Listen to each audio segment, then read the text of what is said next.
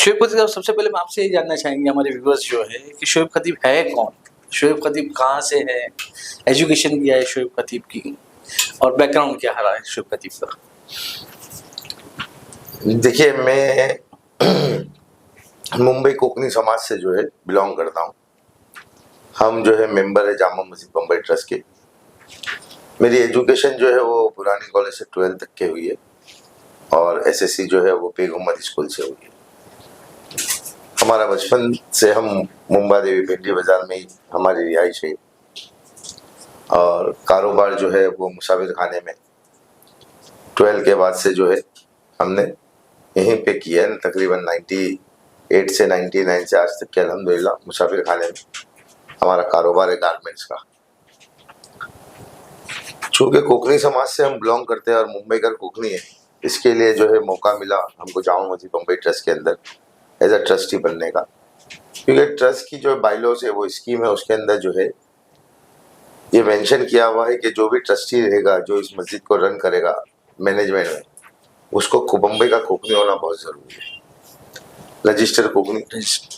तो by election हम जो है यहाँ पे कंटेस्ट होता है, मुंबई के जो ओरिजिनल कोंकणीज है वो इलेक्शन में आते हैं, वोट देते हैं और वो है इलेक्ट होते हैं। मैं 2 टाइम जो है बाय इलेक्शन मुंबई की जामा मस्जिद में एज अ ट्रस्टी मुंतखब हुआ।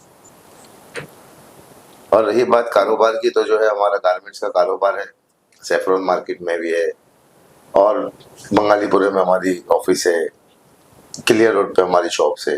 अल्हम्दुलिल्लाह बरसों से कारोबार कर रहे हैं और हलाल रोजी के पर मेहनत करते हैं। शोएब भाई, आपने जैसे बताया कि आपका जो फैमिली बिजनेस है जो है गारमेंट्स का है, तो एक गारमेंट्स के बिजनेस से आप सोशल फील्ड की तरफ किस तरीके से आए? देखिए, 2013 में जो है मैं नवाब आजाद मस्जिद का ट्रस्टी जब बना और ट्रस्टी बनने के बाद में जो है मुझे ये एहसास हुआ कि मस्जिदों से बेहतरीन काम हो सकता है उम्मत के लिए। क्योंकि मस्जिद एक ऐसी जगह है जहाँ पर तकरीबन तमाम तबके के लोग जमा होते हैं, जुमा के अंदर, ईदेन के अंदर। ज़कात देने वाला भी वहाँ आता है, ज़कात लेने वाला भी वहाँ आता है, लेकिन हमारे यहाँ पे जो है वो एक निज़ाम नहीं है, एक सेंटर नहीं है। और जो पुराने ट्रस्ट बने हुए हैं उसके अंदर ये चीज़ का बहुत ख्याल रखा हुआ है कि जो ट्रस्ट बने ही है तो वो जो है वो गरीब और लोगों को फ़ायदा पहुँचे वो ट्रस्ट से। मैंने तकरीबन मेमन मेरे जितने दोस्त थे उनके ट्रस्ट देखा हूँ, जितने भी ट्रस्ट है उनका मकसद यही था। उस दौर के जो लोग थे जो उन्होंने ट्रस्ट बनाए थे उसके अंदर ये चीज़ों को उन्होंने मेंशन किया था कि एजुकेशन पर्पस, मेडिकल पर्पस और वज़ाइफ जो बेवाओं के लिए, माजूरों के लिए, ज़ईफ़ शख्सों के लिए जो है, ये पहले की एक खुसूसियत थी जो ट्रस्ट को बनाने के लिए मकसद में यही रखा जाता था। चाहे वो कोंकणी जमात हो या मेमन जमात हो या कोई भी जमात हो, आज भी वो चलन है। आप जो है बिस्ती जमात को उठा के देख ले, आप जो है कोंकणी जमात को, मेमन जमात को, वर्ल्ड मेमन ऑर्गेनाइजेशन जो है उनका इतना बड़ा काम है। खिदमत ट्रस्ट जो है वो आज इतना बड़ा कैंसर के ऊपर काम करती है। आप दूसरी जमातें भी देख ले तो उनका मकसद ही यही रहता है कि किसी ना किसी तरीके से हमारी जमात, हमारे लोगों को उसका फ़ायदा पहुँचे। जब मैं ट्रस्ट से जुड़ा, नवाब आजाद मस्जिद ट्रस्ट से, तो हमने भी उसी अज़ाइम के साथ में काम करने की शुरुआत की और 2017 तक के मैं वहाँ पे ट्रस्टी था। फिर उसके बाद मैं जामा मस्जिद में आया तो जामा मस्जिद के अंदर भी वही निज़ाम था कि ट्रस्ट का जो बनने का मकसद है वो सिर्फ और सिर्फ लोगों के फलाह बहबूदी के लिए। तो उसी की चीज़ों को देखते हुए अल्लाह के घर से खिदमत शुरू किए थे, तो सोशल काम जो है वहाँ से शुरू हुआ। शोएब भाई, आप जैसे बताया आपने अयाज मस्जिद में रहे, उसके बाद में आप फिर जुमा मस्जिद ट्रस्ट में आए। जुमा मस्जिद ट्रस्ट में आने के बाद में कोविड का भी एक माहौल आ गया था, जो वबा फैली थी। उसके बाद में कोविड में आपने जो काम किया है, कोविड टास्क बनाया आपने और कोविड वॉरियर का खिताब भी मिला, तो क्या रहा, कैसा रहा आपका वो दौर, कैसा था? देखिए, वो दौर जो है वो नफ्सा नफ्सी का आलम था। क़यामत का एक मंजर अल्लाह ने जो है ज़मीन पर उतारा था कि कोई किसका नहीं था, लेकिन लोगों ने मिलजुल कर काफ़ी अच्छा काम किया, चाहे वो जिस फील्ड में अल्लाह ने जिसको कबूल कर लिया। चूँकि हम जामा मस्जिद से ट्रस्ट से थे, इसलिए बड़ा कब्रिस्तान जो है वो जामा मस्जिद के मैनेजमेंट में आता है और मैं उस वक्त चेयरमैन था। तो वो फ़िक्र और वो उड़न थी कि मुसलमानों को जो है वो गवर्नमेंट का जीआर था कि वो कोई भी धर्म का मरे, चाहे वो क्रिश्चियन मरे, मुस्लिम मरे, या नॉन मुस्लिम मरे, सबको जो है वो चिता आग लगाई दी जाएगी। जो इंसिडेंट हुआ भी उसके बाद में मलाड के अंदर, लेकिन वो एक कुड़ंती के क्यों हम हमारे मजहब के हिसाब से जिंदगी जीते तो आखिरी रसूमात भी हमारे मजहब के हिसाब से ही होनी चाहिए। तो उसकी फिक्रों को लेके चले और फिर उसके बाद में अल्लाह को जो बेहतरीन काम लेना था अल्लाह ने अपनी कुदरत से लिया। ये सारी बड़ाई अल्लाह रब्बुल आलमीन की, हमारी कोई ताकत नहीं है, क्योंकि अल्लाह जिससे मोहब्बत करता है अल्लाह उससे काम लेता है। तो हमारे लिए उस वक्त जो है ये बहुत फ़ख्र की बात थी कि अल्लाह रब्बुल आलमीन ने हमको चुना और हमसे काम लिया। कोविड के टाइम पे आपने लोगों को जो है बॉडी का तो आपने किया ही किया, तदफीन करना था, जो भी था, अंतिम जो सफ़र रहा वो तो किया लोगों का। आपने उसके साथ में जो लोग थे, जो बेघर हुए थे, जो रास्ते पे थे, उनको भी आपने काफ़ी सहारा दिया, खाना खिलाना, राशन करना, वो कैसा रहा था? वो सारा एक निज़ाम बना दिया था अल्लाह रब्बुल आलमीन ने, और अल्लाह की मदद उतर रही थी, हम काम करते जा रहे थे। जिस चीज़ की जैसी ज़रूरत पड़ रही थी अल्लाह गायब से मदद करवा रहा था, जैसे कि राशन डिस्ट्रीब्यूशन करना, फूड डिस्ट्रीब्यूशन करना, सैनिटाइज़र, पीपी किट, ऑक्सीजन की मशीन्स। मैं बता दूं, मरहूम बाबा सिद्दीकी साहब ने जो है वो हमको तकरीबन 10 से 12 जो है वो ऑक्सीजन की मशीन ला के दिए थे। तो वो इस तरीके से मददें आई थी और वो काम हो रहे थे, अल्लाह को ले रहा था। मैं कह रहा हूँ ना कि वो सारी चीज़ें जो है वो एक दौर ही अलग था, बस अल्लाह रब्बुल आलमीन ने उस दौर के अंदर हमसे ले लिया। अल्लाह हमारी निजात का जरिया बना दे उस काम को। शिव भाई, मैं थोड़ा सा अलग उस पे आऊँगा कि जब कोविड का दौर ख़त्म हुआ, उसके बाद में शुएब खतीब पे काफ़ी आरोप भी लगे कि खबर को लेकर, वोटों को लेकर, इन बातों पे। देखिए, आरोप लगना तो एक अपनी जगह पे है। मैंने पहले भी कई चैनल्स के अंदर इस चीज़ को क्लियर किया था, आज फिर आपने वो चीज़ को छेड़ी है तो मैं बता दूंगा कि जामा मस्जिद ट्रस्ट के अंदर जो है 11 ट्रस्टी बैठते हैं और कोई भी फैसला जो है वो ट्रस्ट अपने बोर्ड मीटिंग के अंदर करता है। रही बात कब्रों के ताल्लुक से जिस तरीके के आरोप लगते हैं, ये जामा मस्जिद ट्रस्ट के अंदर जो है ये आज से नहीं, ये पहले से जो है एक उमूमी चलन है कि कहीं पे अगर किसी को जामा मस्जिद ट्रस्ट को जो है बदनाम करना है तो वो एक हथकंडा है कि भाई इस तरीके से। जो सबसे अहम बात यह है कि कब्रिस्तान के अंदर जो कब्रें हैं वो किसी के लिए रिजर्वेशन नहीं है, किसी के लिए परमानेंट अलॉटमेंट नहीं रहता है। अल्हम्दुलिल्लाह हमारे पास जो कब्रों का हमने जो कब्रें हैं बड़े कब्रिस्तान में, आज हम अगर कहीं पे तदफीन करते तो वो दूसरी मर्तबा उसको रीओपन करने के लिए हमको 2.5 से 3 साल का पीरियड लगता है। अल्हम्दुलिल्लाह सुम्मा अल्हम्दुलिल्लाह। तो ये सब चीज़ें जो है वो लोग समझते नहीं है, और जो हम रिजर्वेशन तो बिल्कुल नहीं है कि कब्र किसी के लिए परमानेंट हो ही नहीं सकती है, क्योंकि हमने कोविड में जो है वो तकरीबन तमाम कब्रों को इस्तेमाल में लिया था, क्योंकि वो चीज़ों से एक चीज़ साबित हो गई कि कब्र किसी के लिए नहीं है। जो कब्र बेचना, ये करना, ये सब चीज़ें सिर्फ वो एक इल्ज़ाम के हद तक के है। हम जो रिसीप्ट देते हैं उसके पीछे क्लियर लिखते हैं कि ये कोई प्रॉपर्टी नहीं है, ट्रस्ट जो है वो जब चाहेगी तब जो है आपसे उसको इस्तेमाल में ले सकती है। हम जो है वो मेंटेनेंस के तौर पे आपसे, क्योंकि वो आस्था रहती है इंसान की कि मेरा वालिद वहाँ तदफीन है तो मेरी वालदा भी वहाँ जावे, मेरे घर वाले भी वहाँ जावे, लेकिन वो परमानेंट कहीं पे किसी के लिए नहीं रहता है। तो ये सब चीज़ें जो है वो, देखिए सियासत जहाँ रहेगी वहाँ इल्ज़ाम तो लगेगी बिल्कुल। और उसको साबित करना चाहिए। लेकिन अफसोस ये है कि मैं तकरीबन 2016 से अभी 2024 आ गया और तकरीबन 8 साल हो गए मेरे वो ट्रस्ट में। तो ये चीज़ें सिर्फ बोली जाती है और साबित करने के लिए जो है लोगों के पास ये सब चीज़ें नहीं, और तहमतों का बाजार है। तो अल्लाह रब्बुल आलमीन से हम मांगेंगे कि अल्लाह जो है सबको हिदायत देवे, और सबसे पहले मेरे को हिदायत। शिव भाई, फिर हाल ही में अभी जो पार्लियामेंट के चुनाव हुए थे उसमें भी आपने बीएसपी की टिकट लेके अपनी किस्मत आजमाई थी दक्षिण मुंबई से। पॉलिटिक्स में आने का क्या मकसद था आपका? देखिए, पॉलिटिक्स, सियासत जो है ना वो इस वक्त जो है हमको कहीं ना कहीं माइनॉरिटी को जो है इस बारे में सोचना चाहिए। जब पार्लियामेंट का इलेक्शन आया उस वक्त जो है हमको एक चीज़ का बहुत अफसोस हुआ कि 48 सीट है महाराष्ट्र में, और आपने इतना बड़ा पूरे हिंदुस्तान में अलायंस बनाया। हमने यही कहा कि महाराष्ट्र के अंदर जो है आपको 1 सीट मुसलमानों को देनी चाहिए या 2 सीट देनी चाहिए, ताकि वक्त के हिसाब से हमारे लोग भी जो है वो पार्लियामेंट में बैठे और अपने हक की आवाज़ को जो है रखें। लेकिन वो चीज़ें नहीं हुई, इस वजह से जो है हमने हमारे एतराज़ात दर्ज कराने के लिए जो है हमने उसको इलेक्शन को कंटेस्ट किया। उसके बाद में भी चीज़ें चलती रही, हमने उस चीज़ को आवाज़ बुलंद की और वो एक एजेंडा लेके चले। और आप यकीन करें इलेक्शन के बाद में जो है जितने भी नामो निहाद लीडर्स या जितने भी नामो निहाद तंजीमें, उसने उन लोगों ने भी जो है वो हमारे एजेंडे को लेके चले कि मुसलमानों के वोट तो चाहिए लेकिन मुसलमान नहीं चाहिए। तो वो चीज़ों को देखते हुए हमने वो चीज़ों को की। और सियासत में मैं तो कहता हूँ कि हम माइनॉरिटी को है ना बढ़ चढ़ के हिस्सा लेना चाहिए, क्योंकि हम इस मुल्क में रहते हैं और हमको इसी मुल्क में रहना है। कोई चॉइस या कोई ऑप्शन नहीं है कि हमको आज नहीं तो कल ये मुल्क छोड़ के जाना है। तो ये मुल्क जब हमारा है तो उसके अंदर सियासत भी एक बहुत बड़ा दखल है। और ये चीज़ें माइनॉरिटी के लिए बहुत खुसूसी और बहुत अहम है, क्योंकि जैसा जैसा वक्त गुजरते जाएगा वैसी वैसी जो है हमारी ज़रूरतों की और हमारी आवाज़ की जो कमियां हैं उसको पूरा करने के लिए हमको सियासत में रहना पड़ेगा।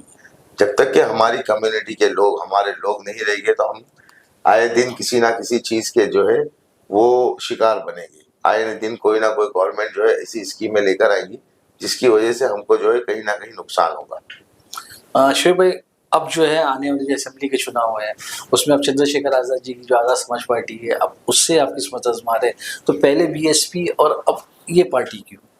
देखिए उस वक्त जो है बीएसपी इसलिए ही लिए थे क्योंकि मायावती जी ने जो है उन्होंने मुसलमानों के लिए कहीं ना कहीं टिकट्स का ऐलान किए थे और उसके बाद में हमको टिकट दी तो हमने उसके ऊपर इलेक्शन लड़ा।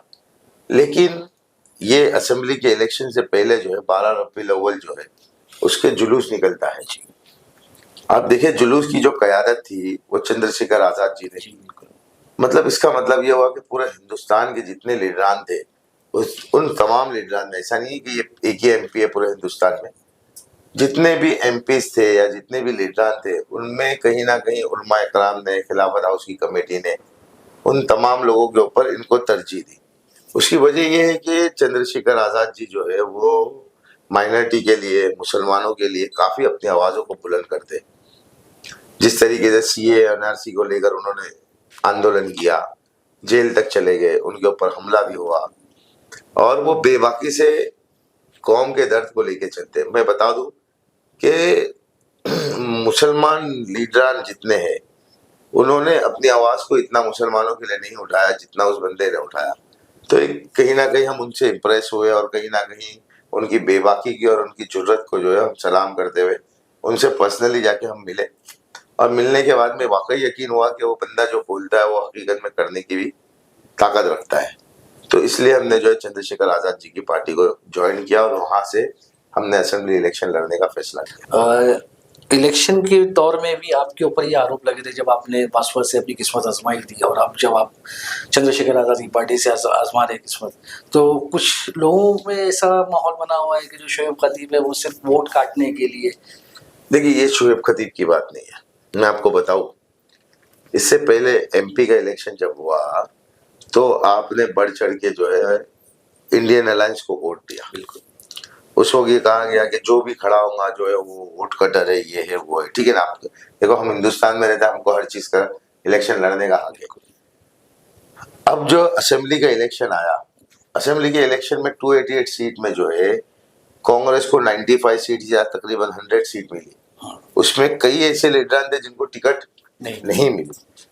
आपको मैं कुलाबा क्षेत्र की बात करता हूँ, आज आखिरी दिन था फॉर्म भरने का, 33 उम्मीदवारों ने फॉर्म भरा। कितना? 33। तो वो सारे के सारे वोट कटर है। आज आपको अपनी मंशा और अपने चीजें अपने हिसाब से नहीं होती है तो आप वोट कटर हो गए। एक किस्म का ना डर बनाया गया, बीजेपी आ जाएंगी, शिंदे ग्रुप आ जाएगा। इस डर की वजह से मुस्लिम जो है अपने नुमाइंदे खड़े नहीं कर पाते और जहाँ खड़े होते तो वहां पे उनको वोट कटर दिखते। मैं कहता हूँ वोट कटर वो है जो 15 साल से मुंबा देवी में बैठा है, वो वोट काटने के लिए अब इस मरतबा इलेक्शन लड़ना है। आपकी जिम्मेदारी खत्म हो गई, आपने 15 साल निकाला, एक बहुत बड़ा अरसा निकाला, आपको तो खुशी खुशी छोड़ के जाना चाहिए था। लेकिन आपको सत्ता की लालच जो है वो कुर्सी छोड़ने पे मजबूर करती है। क्या आपको बैठना है? क्या आपने ठेका लेके रखा है? आवाम जो है वो चाहती है कि बदलाव हो। एक ही आदमी, आप खुद वोट कटर बन गए। ये जो कांग्रेस या जितनी भी पार्टीज है जिन्होंने सिर्फ मुसलमानों को या माइनॉरिटी को इस्तेमाल किया। क्या वजह है कि उन्होंने जो है बाइकल्ला से मुसलमान को सीट नहीं दी, जबकि वहां पे परसेंटेज वाइज वोटिंग जो है वो कहीं ना कहीं माइनॉरिटी की ज्यादा है। तो ये चीजें खत्म करने की कोशिश की जा रही है, चाहे वो बीजेपी हो या ये हो। इनके पास एक ही बात हो गई है, क्योंकि इनके जो सियासी पंडित है अभी वो निकलेंगे बाजारों में, वोट कटर, गद्दार, क्योंकि इन्होंने ठेका लेके रखा है मुसलमानों के वोटों का। तो ये इल्जाम है, और ये चीजें जो है इस डर से हम हमारी जो है राह को बदलेंगे नहीं। लोगों का काम है बोलने का, लेकिन आज कहीं ना कहीं अगर हम खड़े होंगे तो अल्लाह ने चाहा जो है 23 तारीख को इसके असरात दिखेंगे। शोएब भाई, अगर आप ये इलेक्शन जीत जाते हो तो मुंबा देवी में क्या बदलाव देखने मिलेगा? देखिए, मुंबा देवी जो है वो मैं बोल रहा हूँ महाराष्ट्र का दिल है। मुंबई का दिल जो है वो मुंबा देवी है। आप जो है इकोनॉमी सर्वे इसका निकालें, एक स्टेट जितना टर्नओवर नहीं करता होगा उतना ये मुंबा देवी जो है वो यहाँ पे बिजनेस हब है। यहाँ पे वो सारी फैसिलिटी मिलना चाहिए जो एक स्टेट को मिलती है, क्योंकि हम जो है यहाँ के रहवासी जो है ये मुंबई के सबसे पुराने हैं। लेकिन अफसोस ये, आप देखिए घोड़े वाले जो है बरसों से यहाँ पे मतलब घोड़ा गाड़ी चलाते थे, टैक्सी चलाने वाले लोग जो है, उसके अलावा धोबी लोग जो है, मतलब पुराना इंफ्रास्ट्रक्चर होने की वजह से आपको यहाँ के पुराने लोग जो है, पुराने रहवासी बरसों सदियों से इनके ये कारोबार है। लेकिन अफसोस ये हो रहा है कि सारे कारोबार वक्तन खत्म कर दिए जा रहे हैं। आज लोग मुंबई को, मुंबा देवी को छोड़ के जो है मजबूरी में विरार, वसई, मालेगांव, यहाँ तक करजत, खपोली तक के जाके बस गए। अगर आप इसको सही टाइम पे सही डेवलपमेंट करते तो कौन जाता है यहाँ से।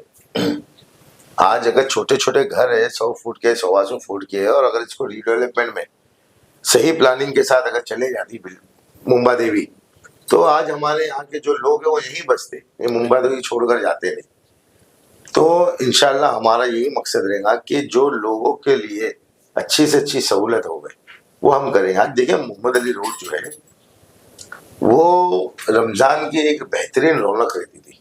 रमजान बोले तो मोहम्मद अली रोड, बड़े बड़े फिल्म स्टार लोग, बड़े बड़े सेलिब्रिटी लोग आते थे। लेकिन मैं पिछले 2 साल से देख रहा हूँ कोविड के बाद से कि लोगों ने यहाँ आना छोड़ दिया, क्योंकि यहाँ की सहूलतें नहीं है। आप मुझे बताइए, जो हमारी घर की जो दूर दराज से औरतें आती है, आप यकीन करें उनको टॉयलेट जाने के लिए, शौचालय जाने के लिए शौचालय नहीं है हमारे एरिया में। जो है वो इतने बदतर है कि जा नहीं सकती अच्छी घर की औरतें। बिल्कुल। तो ये सहूलतें, ये छोटी सहूलतें आप नहीं दे सकते हो।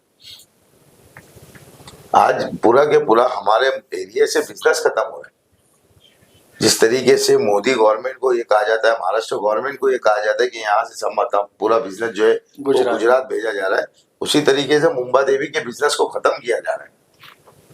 आज हमारे रमजान जैसे एरिया में आप देखिए, रमजान में जो रौनकें रहती थी अब वो बिल्कुल खत्म होते जा रही है।